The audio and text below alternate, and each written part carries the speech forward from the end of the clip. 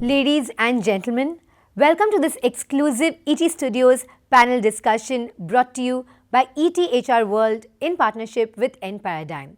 Today, we dive into one of the most critical conversations that's shaping talent strategy. How is AI revolutionizing critical talent development? As organizations compete for top talent, AI is redefining how we identify, nurture, and make sure that high potential employees are driven and have personalized learning pathways that align with business metrics and what success metrics truly matter. To unpack these insights, we have with us an exceptional lineup of leaders from top organizations. So let's get started on this game-changing discussion. Please join me in welcoming our esteemed panel of the day. We have with us Priyanka Anand, who is the VP and Head HR, Southeast Asia, Oceania and India, Ericsson. We have with us Satyajit Mohanty, VP and Head of HR, Dabur, Neha Sharma, EVP and Head of HR and Workforce Operations and Contractual Workforce at Airtel, and John Cherian, who is the co-founder, MD and CEO of enParadigm. And let me start off by telling you it's going to be a fabulous discussion where we're not going to have a question and answer, but what I'm looking forward to is seeing how all of you interact with each other and also the sort of insights that we can glean into actionable forms. So let's get right down to it with our first question. According to all of you, how is AI revolutionizing the way that we identify talent, especially HiPo talent, like high potential employees? And how is it revolutionizing the way talent development is progressing currently? I'll start off with you, Priyanka.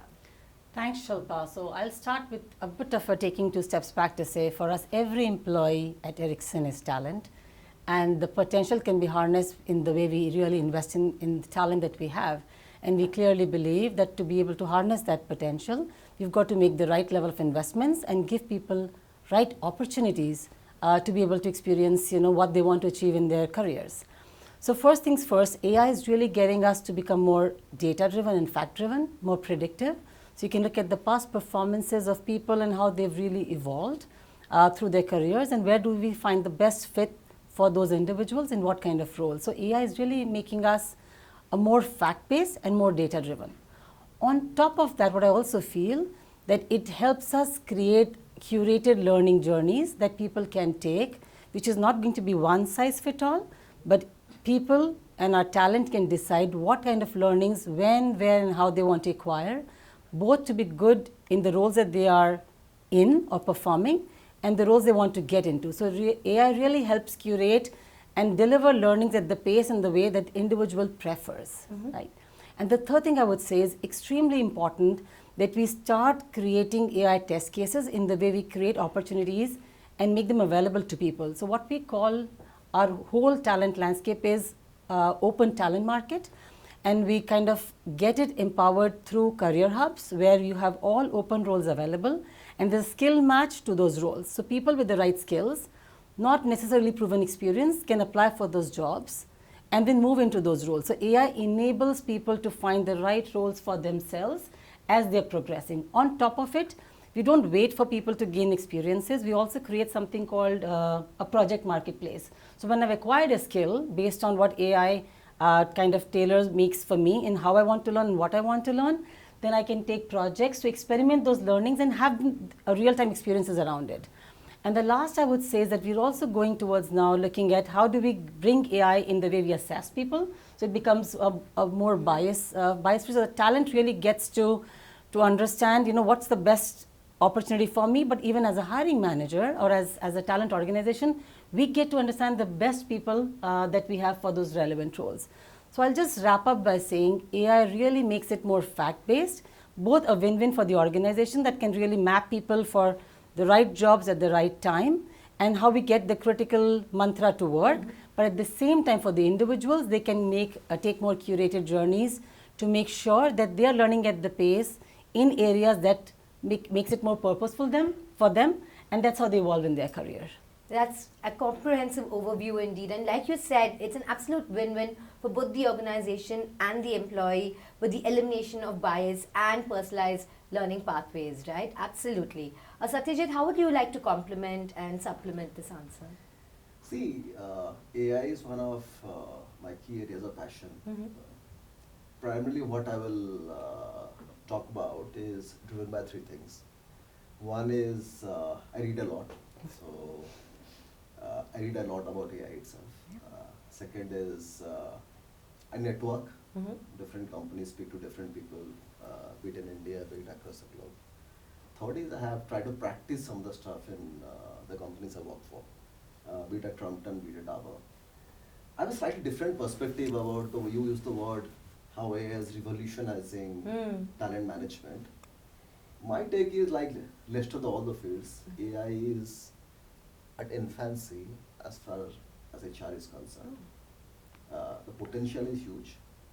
What I see across the globe, primarily the area where AI is kind of making significant inroads is in the area of talent acquisition and transaction processing primarily. The way we understand talent management is identifying, spotting talent, developing talent, etc. One of the reason AI is found challenging is due to lack of data. As you know, the more data you feed to the systems, the AI system, the better it becomes. Now, because of the GDPR norms and other privacy norms and all, there is a limitation to which you can actually feed data about an employee to AI. This is something, unless you really crack this, right? Whatever system, the AI system predicts something. But since the number of data, just imagine, you are tracking a person real time, the way Google does it, etc. You see each and every action the person takes, each and every intervention the person makes. Then to that extent, the data is very rich. Now, unfortunately, because of privacy norms and other stuff, that is not possible. Much more difficult, especially in European context or the Western American context. So right now, as far as talent management is concerned, I think what I hear in the industry is we are kind of figuring it out. How to make the AI model much more predictive about a person's potential, his needs, his or her needs, and how to develop the person. The reason why it isn't making significant inroads in talent acquisition and transaction processing is the sheer amount of data available. Right? For example, interviewing a person, you are not really bound, but you record him, and there's a huge number of candidates you can do, interview, etc. So that's what feeding the data, so the predictive models become much better. So, okay, one can always say that talent management also includes talent acquisition. So to that extent, it is making a big significant change to the lives of recruiters, the predictive models and everything. But still, I believe we are in the infancy. Okay, you still believe we're in the nascent stage. Nascent There's stage. a lot of work to be Lot of work done. has to be done. But I think undoubtedly AI has permeated the way we're hiring, the way we're managing talent, and I think it's here to stay. Right? I'll take that Right. across to you, Neha. You've heard two diverse point of views, and I'd love to see how you are going to address this. Yeah, I think for me, it's always about thinking business back, right? And therefore, when I looked at what are the possible use cases and how can we do that, it actually stems from what is happening on the business side. And if you see that there is a big need for shrinking time to market, reaching your customers, there's a big need for personalizing customer journeys because everybody is looking for something that's for them, right? And I think the third one, which probably all of us have been privy to, which is do more with less, right? And if these are the three imperatives that business leaders have, I think what it means for HR is to be able to do deployment, training, upskilling, hiring, everything with speed.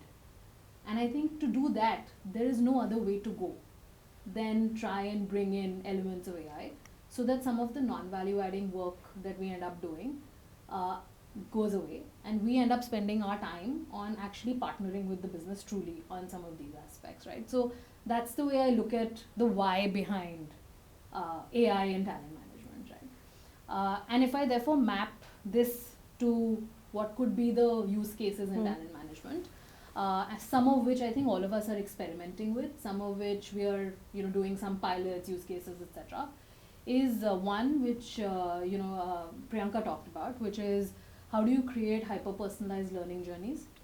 Because each individual will have their own path and journey. I think the second one is big shift in careers, right? It's not a vertical career any longer, so it's horizontal. It's people moving across functions, across roles. And in Airtel, we actually encourage that quite a bit. And therefore, sometimes you're not looking for talent in all the places that you should be looking for. And that actually opens up AI actually opens up lots of opportunities there, because it can throw up information, talent, people, patterns in things that you weren't looking at. So I think for me, that is the second one. And really the third one is then about saying, how do you then help all of these individuals navigate through these journeys? And that, one is of course the traditional coaching, mentoring, things that are there. But I think it's also about on the job, regular nudges, and that's another place where actually AI is contributing to the way talent is getting managed. Because you can have now coaching bots that can give you the right nudges. You can have feedback bots that can help people build capabilities as people managers. So I would say those would be the top three for me. I think there was a lot of conversation around data, and I actually totally agree with that.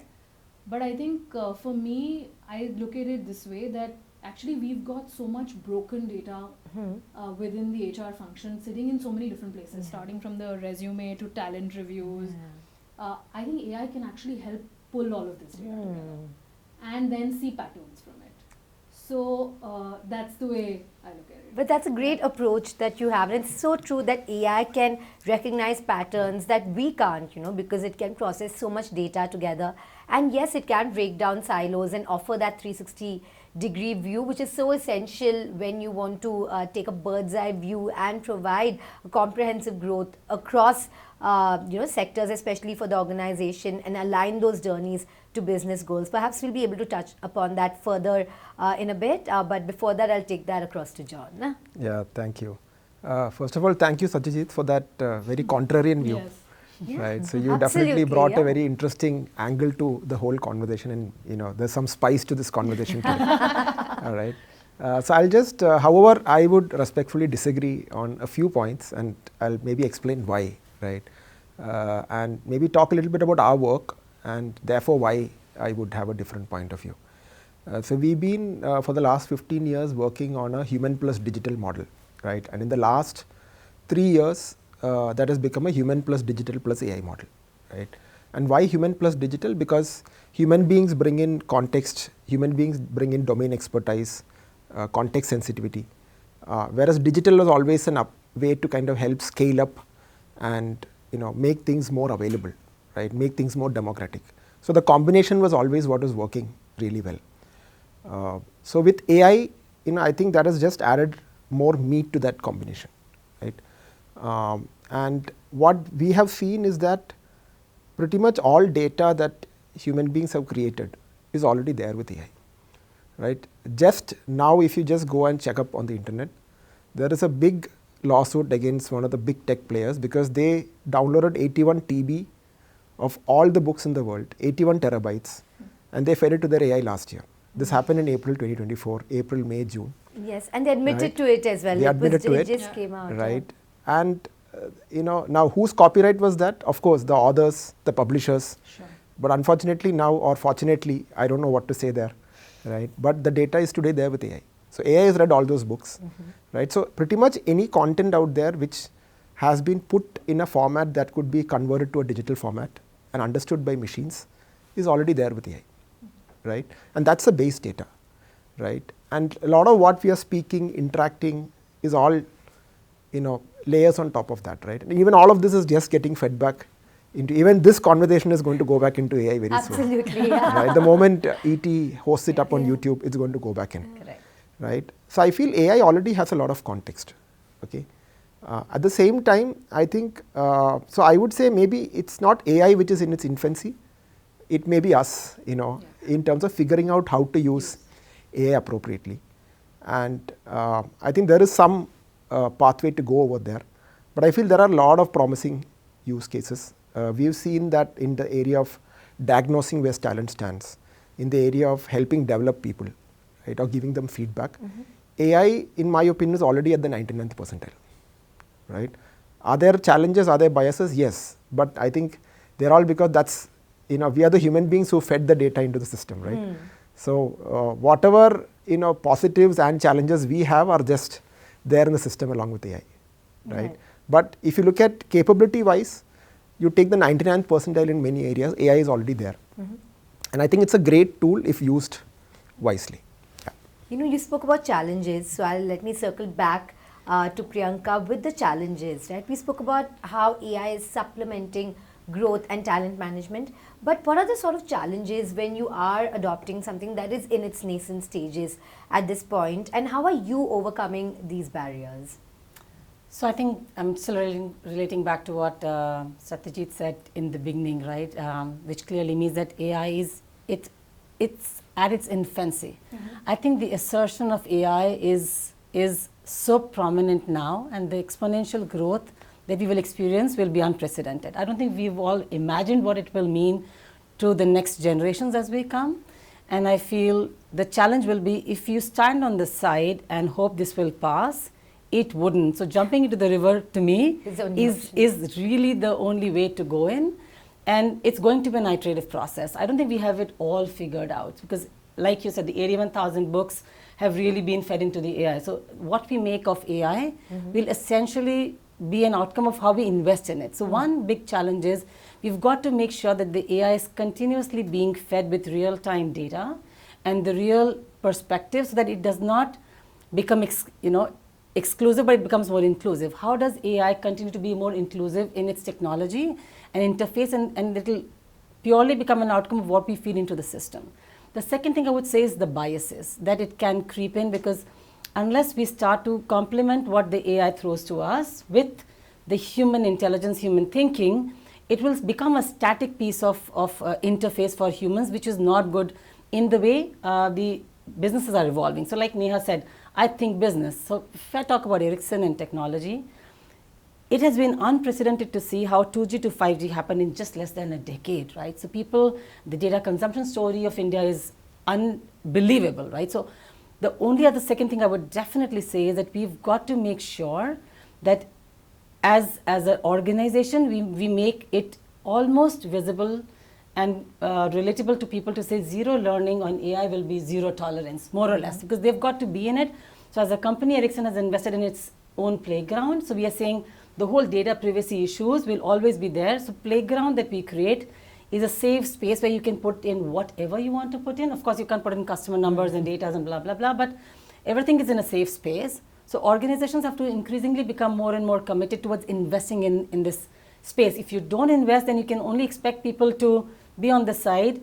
And to me, we've all grown up hearing this entire narrative saying if you have people who stay with you, but they don't evolve with time or develop with time, you will be in a bigger problem than investing in technology development upfront. So as a company, we believe that at Ericsson, we've got to both invest in technology, but also technology upskilling of our own people, right? So that's the second thing I would say. We've got to create safe spaces, look at data privacy. There are enough rules, but even after that, what sits in the system, and like what Neha is saying, when you integrate all the data lakes together, the data that it throws back to us is unbelievable, because then you get to see what impact you can create on people, their career journeys, on the business outcomes that you want people to deliver to. Because to me, the biggest difference between investing in high potential talent is not just about building talents and competence, it's really about how do you build that right momentum and create a high performing organization, because at the end, people have to deliver business outcomes. So unless we get AI to become an enabler that really facilitates people's basic foundational learning, but gives them the real confidence to be able to go all out and try and pivot into different roles, diverse ways of doing things, there's no way you can outperform the competition. And we are living in a very fiercely competitive era right now. So the last challenge I would say is we've got to make sure that the human interface is being used for things where you bring the human value, the real innovative, creative thinking mindset, while the foundational work is being done by the system in ways that it only accelerates our time to market, time to produce things, try to create more innovation. So all of these put together are challenges which will be insurmountable unless we really get to work towards them proactively along with our people, believing in it. And if we do that, then we will be outperforming most of the others around us who choose to believe this is another era that will pass on its own. It wouldn't. We've got to be jumping into the river right away. Thank you so much for sharing how you're tackling these challenges. That's truly been very insightful, Priyanka. I'd love to hear what John has to say about it? In terms of challenges? Yes, how organizations are tackling the challenges that come with adopting AI because it's in its infancy, nascent stages. For instance, she's closing the loop, right? She's using the data, but she's making sure it's not out there in public domain so that other AI models can't learn from it, and it's just the model that they've created at Ericsson. Yeah, so one of the big challenges today is, that like Priyanka said, there's a river flowing. Now, do you jump in or not? Right? That's the first question for all of us. And I think the answer is very clear. We don't have a choice. We have to be in the river because it's going to flow, right? And if you're not flowing with it, then you are going to be very much backward very soon, right? Now, along with doing that, how do you protect, your business? How do you have the guardrails in place? Guardrails of privacy, guardrails of security, guardrails of bias. These are not very easy questions to tackle, right? Because I just shared, right? 81 TB of data is there, with AI, which are supposed to be copyrighted. They're plagiarized, basically, right? Yeah. So, maybe some of the principles around which we look at in terms of security, privacy, may themselves change, right? And that's going to be a challenge, right? Because it's not going to be very easy to kind of keep those guardrails on. At the same time, innovation is happening at such a rapid pace that you can't sit and keep only looking at guardrails without being part of that landscape, right? You have to be there as well. So these are challenges that companies are definitely going to face, right? All major AI providers have said that if you take a corporate subscription to us, your data will be protected, it will not be used for training, right? So that's something that all major AI providers have already committed to, right? And that is something maybe that we should all take as a base case, right? That organization specific data doesn't get used for training AI, and there is security over there, right? That's definitely something that becomes extremely important.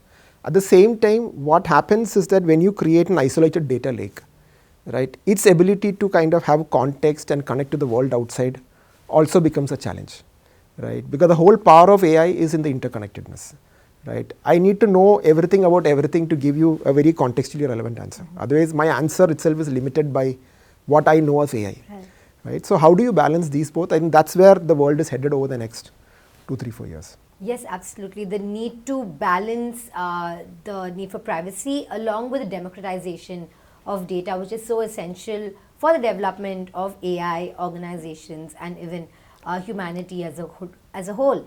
But staying on that, striking a balance, let me come back to you, Neha. Now, as we increasingly adopt AI across functions, be it HR, be it organizations, what's really important is the human touch. Right? How do you retain that while ensuring that you're not left behind in the AI race? Right.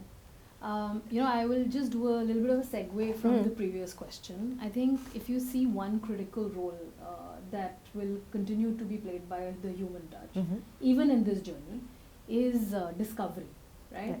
Some of the most famous sort of innovative companies, Apple, etc., have talked about how you create things for customers that they didn't know they needed.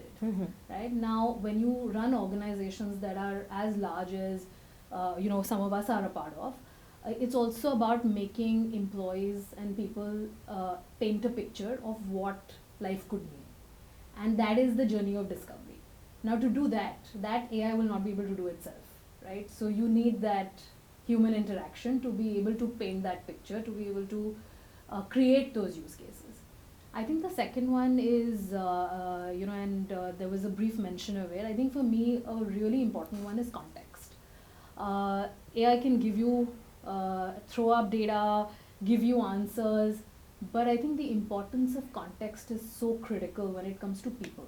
Why did something happen the way it did? Why did certain patterns emerge? What data sets should we feed so that it can make an unbiased, predictive, which is right sort of outcomes. And I think again, context cannot come without human interaction.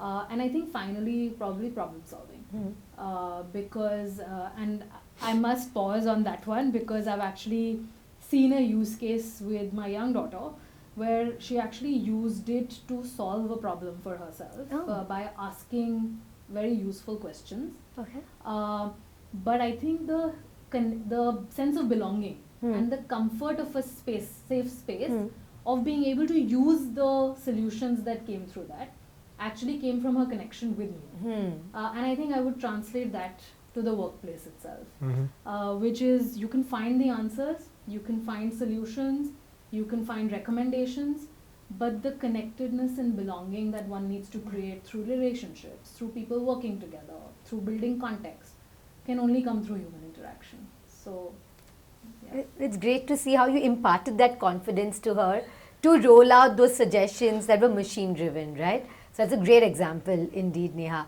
And Satyajit, I would love to hear your thoughts about this. How are we balancing the human touch? This is an interesting question as to what roles human beings play. It's 10 years down the line where AI really matures. Now, when I told AI is in the stage of infancy or nascency is the ultimate goal of AI to develop what is the HAI, artificial general intelligence. We are far away from this, where everything that human brain does, AI also does the same stuff. Now, primarily, in spite of all the advancement you see, what AI still drives is what we call narrow AI. They are very good at performing a specific task.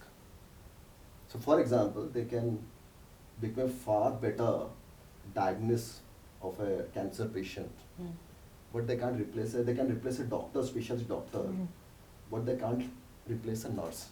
The nurse, but it does multiple stuff, right? They can be excellent driving a car, but you ask them to lift and wash dishes, they can't do it. So the reason why I'm saying is they are extremely good in certain stuff and extremely bad in some other stuff. So the human touch, what my perspective is, not about connects, and there has been plenty of cases which has shown that even people develop connects with AIs. It's actually been proven in certain parts of Japan and everything. People develop relationship with that agents, what they call agents. So I think the biggest HR challenge in the human resources sort of people challenge will come is when you find out these gaps of service of the different offerings in AI and fill in those gaps. Now classically what you think normally AI is not supposed to be good at, they have become extremely good at it. Creativity, communication, understanding people. In fact, AI counselors, they have become much better at counseling people about trauma, about this thing, than the seasoned counselors themselves. So that we never thought 5 years back. We thought that counseling is human touch, understanding the emotion. They are much better at understanding human emotions. So the question that remains is for us is, whichever part AI is not able to deliver, right, you fill in that gap. Now what is that gap? It is a shifting target. Today the gap is X, tomorrow AI will come in and fill in the gap, so you have to find another gap there. And 10 years down the line, you do not even imagine what will the AI will be able to do and what the role of mankind will be in that, frankly speaking. And it's been proven time and again that whatever you said about AI 5 years back, it's all been proven wrong. But the entire thing was generative AI, right? Nobody thought of generative AI 5 years back, 10 years back, where they can create paintings for you, they can create musics for you, etc. Nobody thought like this. I remember those kind of conferences. People say are very good in transaction processing, etc., etc. 5 years back. Now they're extremely creative. So the only answer that remains for us to continuously look at, given the current offerings of AI, what is that AI is able to do, figure out what they are not able to do, and fill in those gaps. Earlier we were looking at the gaps that humans could not do, right? A couple of years. Yes. And we were using AI to fill that in. But now it seems like a full-blown existential crisis where we're saying, maybe what AI can't do, that we can do, right? So it's been such a rapid evolution of AI. Unfortunately, we're completely out of time. But before I let you all go, I have some great HR and L&D leaders here on this panel. So I'd love to hear from you over the next 5 years, right? What is one function of AI that we've not imagined of yet that it's going to be doing in the HR field? I'll start off with you, Priyanka. Wow, you're putting me on the spot. 5 years down the line, I just feel what it's doing now was almost unprecedented. So I don't think I want to bias my own thinking by saying what it can do. What I really want to make myself feel is whatever I want to do, is where I can maximize my time and effort as an individual, but as an organization, because you can really create more bandwidth in things where I can bring value, where I can bring quality, where I can bring the human interactions. Because I just feel at some stage we were becoming a bit of slaves of technology because we were getting more and more crunched on the time that we had left behind to do what we wanted to do. If Satyajit enjoys doing X and Y and not Y, and I enjoy doing Y and not X, we have our own flexibility of defining what should AI do for me, which takes away what's not most of my preferred ways of getting stuff done, and where do I spend time. But futuristically, I feel AI will exponentially change the way we are doing our jobs today. It will redefine the whole job landscape, the whole human existence, so that we start to focus on upskilling ourselves at a much faster pace than ever before. We should be all digital literates. I think the Gen Z are more digital natives, but I think everybody the multi-generational workforce have to become digital literates in a much faster pace than ever before. And I just feel that the way we are embracing technology as a human mankind today is faster than ever before, right? So AI will continue to make impact in areas where we want to bring value by getting the technology to do parts of that stuff, which clearly creates more time for our creativity, innovation. And I also feel it will really help us build more trust in relationships where we want to invest, whether it's customer, whether it's employees, whether it's also our family members. And I think I'll just give one example to say that the way I have seen AI becoming a little bit like a household talk now was almost unbelievable some time ago. But the only thing I keep telling, my daughter, I think I'm taking the cue from Neha now, is that you have a beautiful creative writing bent. So don't get completely enslaved by AI, but use it to do what you don't have to do with full creativity, but spend the other time to multiply your creativity in areas that you can bring your best self out of. So I just think we've got to make sure that at any given point in time, we're always 2 steps ahead and investing in keeping our creativity and our innovative mindset a bit in the forefront and leveraging AI in the back end. Using AI for the repetitive jobs and freeing up our time to be creative. Yeah, or things that we don't like to do absolutely, as well. Yeah. That's the endeavor, right, Satyajit? That AI will do the laundry and we can write poetry. There are a lot of stuff AI can do in the next 5 years. We do not know exactly what, because we don't know what shape AI will be in after 5 years. That's the truth of the matter. The way it is evolving, which I spoke about. My personal favorite is AI are primarily predictive machines. They predict everything much better, be it weather, be it the time it takes to reach your workplace, whatever. Stock market movements, everything. They're extremely good predictive machines. And human behavior is extremely difficult to predict. For example, what I mean behavior predict is when you are assessing a person, you're primarily trying to predict the likelihood of a person's success in a specific job you are trying to hire him or her for. So my personal favorite is, if we can, there is one problem which AI can solve for us, is predict human behaviors extremely well. Wow. Like minority computer then. Yeah. So, for example, when you roll out an incentive program, when you roll out certain stuff, you do it with the prediction that this will affect the engagement of employees. The more of employees, you're predicting those through it. If AI can tell me that if you do this, this will be the reaction of the people, or this is how they behave, a big part of the problem is fixed, predicting human behaviors. That's the way AI has to integrate with behavioral economics, neuroscience, and whole lot of other fields, which is totally concentrated on predicting human behavior. It can't even predict elections at this point. So human behavior is far away. But yeah, richer predictive analysis, I think, definitely possible in the next 5 years. Neha, what's your prediction? Yeah, I think a little bit different here, which I feel I'm only looking forward to augmentation, which means, what I can do better, what I can do more effectively, what we as an organization can do more effectively. I think beyond that, I would actually like to be surprised. And I think that's a big element of being human. So, contrary to what you're saying, Satyajit, I don't want human interactions to be predicted. Because I think that's the beauty of who we are and how we engage with each other. So for me, I'm hoping that that is not predictable. But everything else by way of creating more opportunities, more efficiency, I think what it could mean for inclusion, DEI, for me that's actually the most exciting space, which is how do you really use it effectively to make the workplace more equitable, more inclusive, and that's a use case that I would love to go after. Yeah, how it can increase DEI Yes. would be great to see indeed. And John, you Yeah. have the last word here. You've listened to everyone, and Yes. you can tell us what's actually in the pipeline when it comes to AI. All right, so I'll talk about, I think we've heard 3 points of view on where AI will be there in 5 years, right? I want to talk about where HR will be in 5 years. Oh, okay. wow. Okay, and have any of you thought about this role called Head of Human Machine Relationships? Right, Oh. Head HMR, right?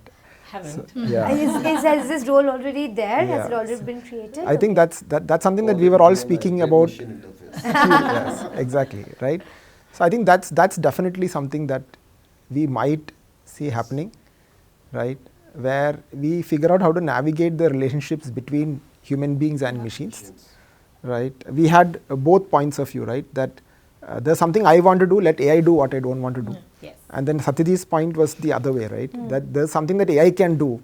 My role is to figure out what AI can do and then just step in where maybe something that I need to bridge the gap, right? So I think both points are very valid, and therefore this role of HMR, I think, is going to be a key role in the future. Fantastic. You know, I've heard so much today. I'm going to go back and research all of this HMR, how data lakes are being consolidated, and how you were telling us, Priyanka, about how you are tackling those barriers, and Satyajit, some great points of view there, contrarian and giving us a lot to think about as well. It's been a truly enriching discussion indeed today. Thank you for joining our panel, and thank you for watching and for being a part of our panel. This one is an exclusive ET Studios discussion in association with ETHR and enParadigm. Thank you again.